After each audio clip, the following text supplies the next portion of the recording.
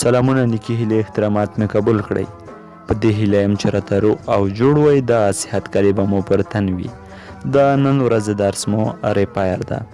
ریپایر څه ډول کار ترسره کوي، د څه دپاره استعمالیږي او څه ګټه ترې اخلو. راځو د ریپایر په موضوع باندې خبرې کوو.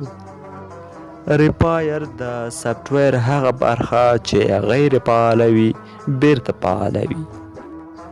مثال یې لکه د موبایل ایمی، سریال نمبر، بلوتوت، وای فای، همداشان نورې برخې چې دلته د زیډ3 باکس کې اپشن راغلی وي په فعالیت باندې راولي.